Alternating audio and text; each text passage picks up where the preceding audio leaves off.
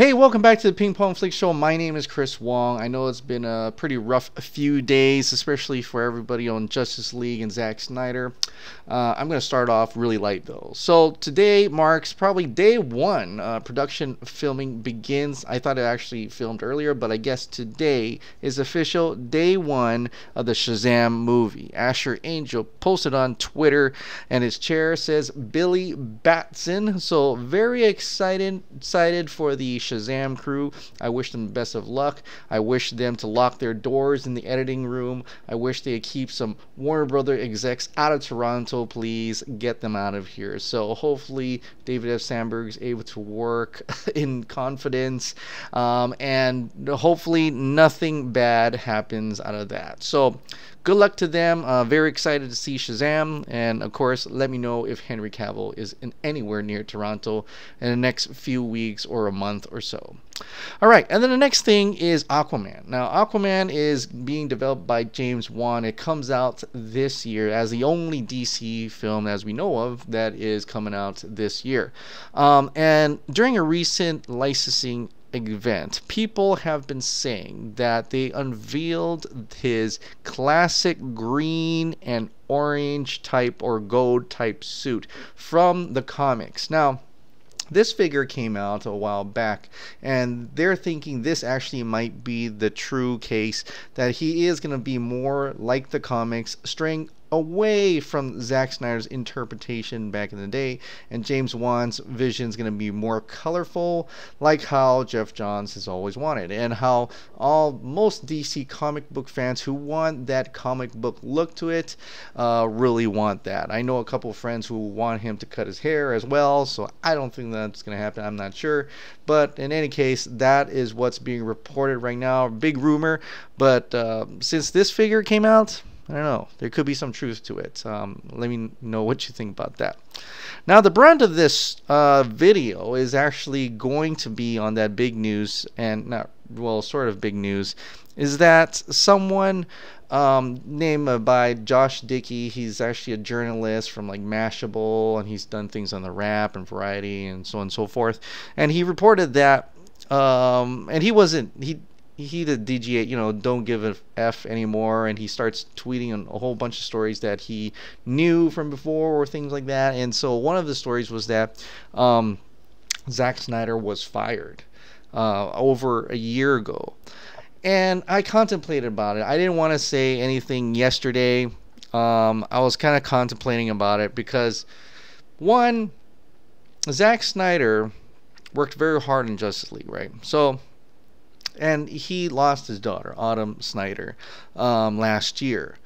And for one reason, I was at first very angry, very disappointed in Warner Brothers if they used Autumn Snyder as a PR move, right? And this what this person is saying. That is totally shameful. That's terrible if they did it that way. But in the way that Zack Snyder is not actively actually fighting back, and the way he just quit, I think there was more to that. And having him being let go, or in my case, I've always thought him giving up, would make sense. And I've always had that thing in the back of my head that said that something was much more than what the official statements from Toby Emmerich was going on at that time. And what Zack Snyder had said about how he didn't care anymore, you know, he wants to spend time with his family. I could understand that as well. So I've always had that in the back of my mind, but didn't want to say it, didn't want to think it. We gave Warner Brothers the benefit of the doubt that they would do the right thing by him, but in this case they totally dismantled that movie even further than what we've interpreted, right? So we were, you know, kind of going against people like, you know, Batman Film and this guy, and when they reported it back then that something was deeper than that, we didn't want to believe it. I didn't want to believe it because we felt that this is what Zack Snyder says. Zack Snyder said, my friend Joss Whedon's going to come in and fix it, and he's only going to do this and that. Still Zack Snyder's film. It's going to look like Zack Snyder's film and stuff like that. Well, now we know now, don't we? Well, that wasn't the case. And shooting ourselves in the foot, putting a foot in my mouth. And I'm like, totally disappointed and upset by that, because we literally defended Warner Brothers. Okay, we defended them to the day of release that they were going to make Zack Snyder's film. They were going to finish what he started. Instead, they dismantled that, and barely anything of that movie looked like a Zack Snyder film. Now, yes, there are scenes in there that are probably very much well shot by Zack Snyder, but there are a lot of scenes in there that we reshot, and we now know how much reshooting was being done. And then all those reports about lots of reshoots and stuff, we didn't want to believe it too, but now we have to. It happened. It really did happen. The expense that Joss Whedon went through and cut that thing to shreds and made it his own basic superhero movie is exactly what has happened, right? That's what happened. So when you look back at that now and say, yeah, there was more to that Zack Snyder leaving than just his daughter, even though that was such a tragic death, and anybody who's ever lost a child, I could totally understand you don't want to work anymore. I totally understand. But then we've started seeing things where Justice League is no longer his Twitter banner. He's no longer his Facebook thing. He's not marketing at all. He's not going anywhere. He went back and shot his own independent film. He doesn't even want to talk about it. When the film released, he said that he wished he could have been there to finish it for us. He also, his son also wanted to see his cut. Ciaran Hinds, the guy who played Steppenwolf, was disappointed by the Steppenwolf you've seen on screen, and he wished they would release the Snyder Cut. He said that. Now, he said that. We didn't put that word in his mouth. He said that. Also, his Zack Snyder's son also said that. Clay Enos also said that. And just recently, he said something that probably nailed this thing down, right? Zack Snyder, at that time when we didn't know what was going on, he was about to bring Justice League to China, as reported by Fiona. She was on Vero, she followed him. And then one day, he posted up a picture of Rorschach, and it said, "Never compromise, not even in the face of Armageddon." And we're like, what is that? What does it mean? Maybe he's just talking about his Watchmen movie. And then he works on his birthday, and then it was total quiet. Nothing, and then he was gone. That was it. And we start seeing, something's up there. Now that we hear reports of this, you can go back, and Fiona went back and says, this is probably when it happened. Now, I don't know if exactly that is when it happened. I think at that moment in time, they had brought Joss Whedon in on the Batgirl promise, but actually wanted to cut it up, wanted to do it their way, because Jeff Johns was never happy with Man of Steel, as rumored and allegedly reported from before. Him and Diane Nelson was never happy with Man of Steel. They wanted to change it so long, but Warner Brothers never took care of that, and they let Zack Snyder do Batman v Superman. They, at that time, before BVS came out, they let Justice League start to play out too, and it was going to be Justice League Part 1, Part 2. Chris Terrio, remember that? So Jeff Johns didn't want that. They brought Joss Whedon in, and I think it's my own belief now, it's not factual or any case, allegedly, that at that time when he tweeted, or Vero, that never compromised, not even in the face of Armageddon, is exactly when they brought Joss Whedon in and tried to change everything up. And then he tried to work hard. He worked hard through his daughter's death, and worked hard to try to get his own vision out there, and then he gave up. He gave up. They brought in a new director. Jeff Johns was coming here. There are probably some arguments going on, and this is not the movie he wanted. This is not the movie he wanted. And clearly some of the cast, maybe all the cast, didn't like what was going on, what Joss Whedon was doing with the movie, even though they said they do. Like Ben Affleck and Henry Cavill appreciated what it did. But look at Cyborg, okay? Look at Ray Fisher. When he went out on that stage, ripped open his shirt, "I love Zack Snyder, I heart ZS." That raw emotion at that time, you know something was up. It was like he was trying to really, really back up Zack Snyder. He was trying to tell us something, just like Zack Snyder was telling us something. And now I'm going back to what I told you before, Clay Enos. Clay Enos was a photographer who worked with Zack Snyder in so many movies, and he's been his good friend. He has been with us fans. He supported the release of Zack Snyder Cut. Even Zack Snyder supported the release of Zack Snyder Cut. And then he put this on his Vero today. And it's a picture of Rorschach. Okay, well, Rorschach without the mask and everything. And it says, never compromise. Never compromise. So he acknowledges what happened. He acknowledges secretly, he is part of just hinting out there that this is probably what we're getting is right. What we're going after is still there. The Snyder Cut does exist. And we should never compromise, and not even in the face of Armageddon. We should never say this is right, this is the Justice League's on screen, and we should accept it. Yeah. A lot of people do accept it. I understand. Even my friends. Even some of my friends actually don't. But they accept it. That's fine.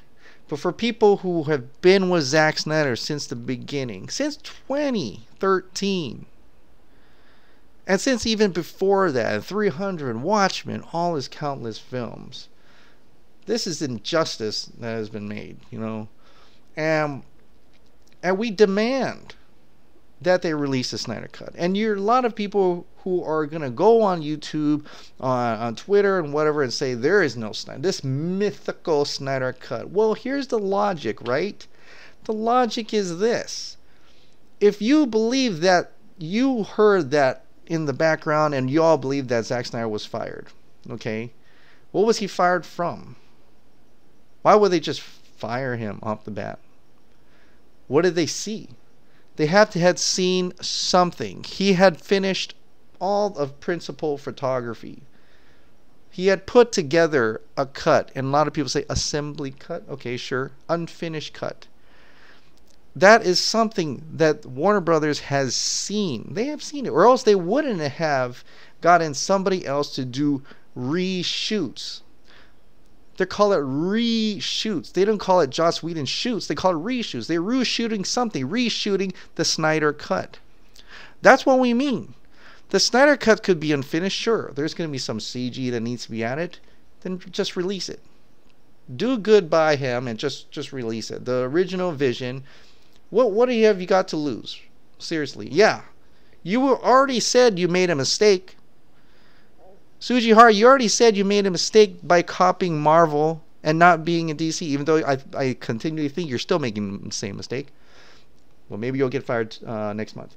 But that's what you said. You already made a mistake. And if you're saying that we don't want to put any more money into that cut's already open. You've seen it. Yeah, sure, it's unfinished. There were two people, one from Batman on Film, I think, and the other lady who was in the crowd in that Kevin Smith podcast or show. They all said they've seen it. Yeah, it was unfinished, but it was better. It was, quote unquote, impressive than what you've seen in theaters. And we'd like to see that cut. In its unfinished glory, sure. Just put it a button in the Blu-ray DVD. You know, just do that. And if you're already doing that, great. Then this whole thing's moot. But if you are not, consider that for a second. Consider that you put that piece out.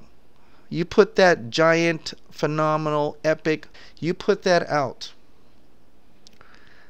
Then all the Zack Snyder fans can probably leave you alone. They'll probably see it. They'll leave you alone.